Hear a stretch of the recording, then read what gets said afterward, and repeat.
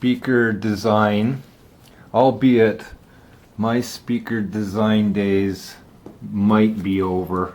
I haven't given up.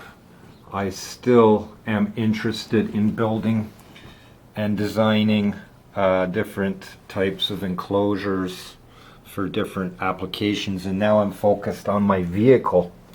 So subwoofers and placement of component systems, speakers, tweeters, separate woofers, tweeters, mid-range, all hooked up in the crossovers and controlled by a computer. Nowadays things have really evolved. My home system, I've got all the speakers that I could possibly want. There's walls of speakers that I have everywhere.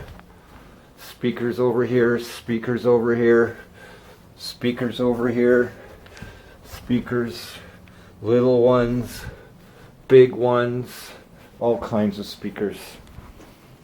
Okay, speakers. Speaking about speakers, speaker talk. Do you have a favorite speaker design, build that you have, that you did as a child, as a teenager, as a young adult growing up? Share them. I like to see what people have to say and what people are interested in.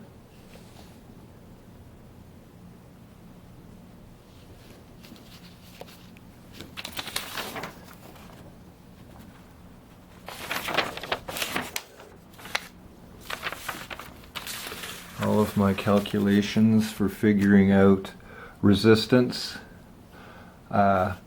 3 speakers hooked in different configurations will give different resistances.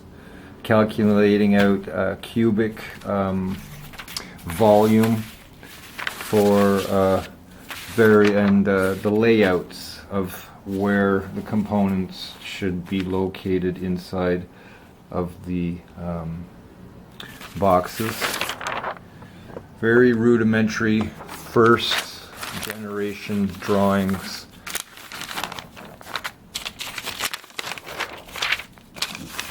Calculations here for cubic feet, cubic inches. Again, rudimentary drawings of designs, of ideas that I thought I would come up with and build. You see how that drawing works? I was doing this when I was a child. See how that all blends together?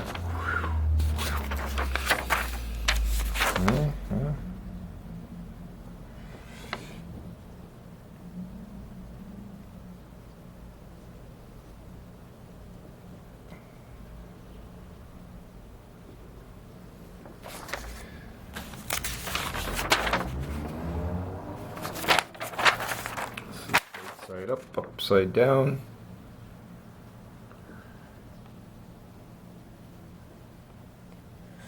That was supposed to be omitted. I'm not sure what I was doing, but that's the duct, the port back there. Back pressure, to relieve back pressure.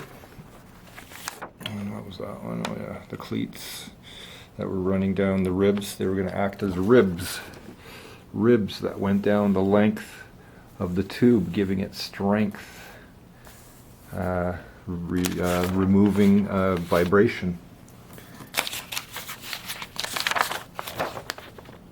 This was another one that it was a box. This one was a box, and I was going to put some 8-inch woofers in here, a mid-range, and a horn tweeter, or piezo tweeter, I guess it was. And again, those cleats, see those cleats in the corners? They were going to add strength and rigidity to the box and integrity to the joints so that there would be no air leakage coming out of the box itself. It's a close-up of the cleats, miter joints on the box, reinforcing it with cleats.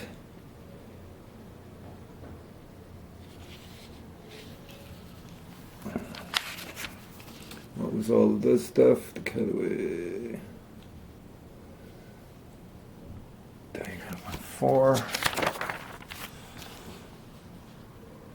A hand-drawn 3D image of a speaker box. Yeah. Imagine that, eh? Imagine that.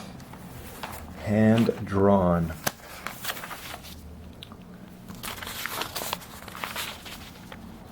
Yeah, these speaker boxes, all of the layout, the thought process into what to cut, where to cut, how big to cut, how much volume am I going to end up with, where to put the port, where to put the tweeter, where to put the woofer.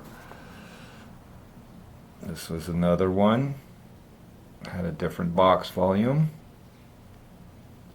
same concept, so all the dimensioning was left blank so that I could add in my numbers when I was ready to do all the configuring. And here is I had to come up with a drawing, a bill of material, a lumber list, and a order of procedure. 21, 22, 23, 24, 25. What kind of procedures are we looking at here? Put let dry thoroughly, make cleats, see diagram 1-6, remove clamps, knock out back, install cleats, gluing 2 sides, hold firmly and drill holes, see diagram 1-4. Put screws and tighten, tack or staple insulation, refer to drawings of speaker enclosure, see diagram 1-0, and on it goes. There was 45 steps in this procedure. Enclosure is finished. Option C diagram 1-6 for extra options. Did that in my high school shop class, grade 9, grade 10. And here's my diagrams, my drawings. 1-1, 1-2, 1-3.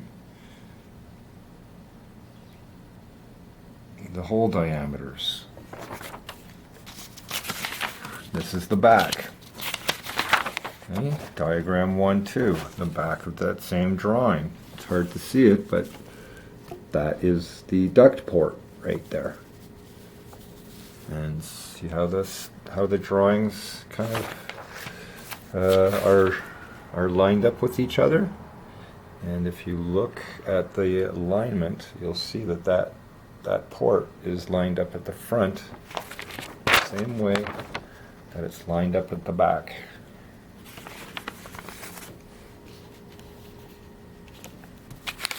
Imagine if I did that on a transparent slide. Okay. Miter joints, the back, inside panel,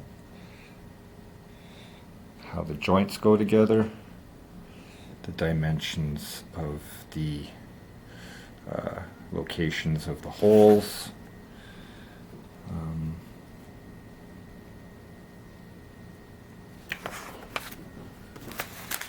and on it goes.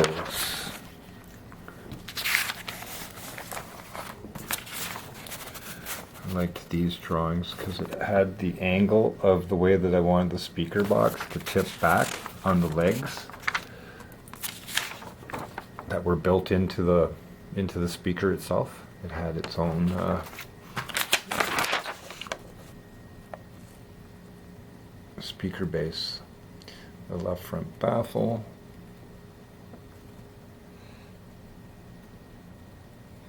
Everything all dimensioned. Again, the angles that I was playing with the speaker box. I wanted it to be at an angle so that the sound would be firing out and upwards away from the floor where typically most speakers would be laid out. Some more dimensioning calculations for cubic volume.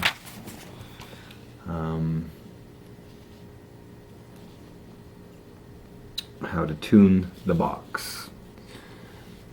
And it starts here, sketching things out, and it gets to the point where you are crunching numbers, and then you start drawing.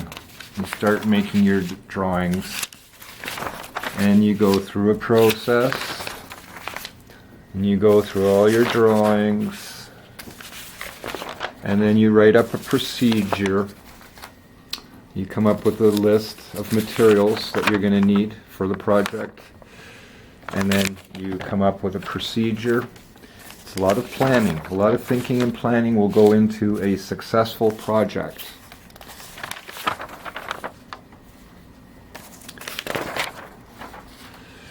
You spend your time thinking about what you're doing with your drawings when you are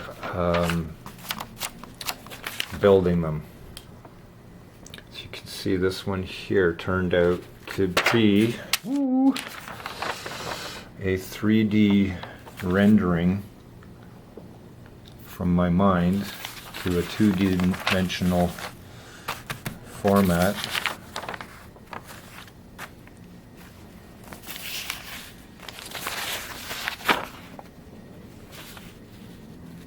Lots of planning. The plywood. How is the plywood going to be cut up?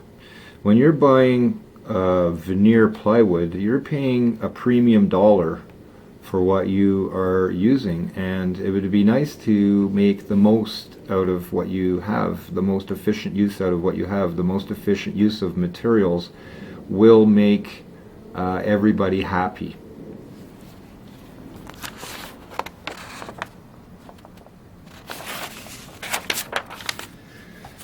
Now, here's another one of those drawings that I drew three-dimensionally. So when you look at it through the light here, if you flip it over, it all lines up. It all lines up. See how that lines up there?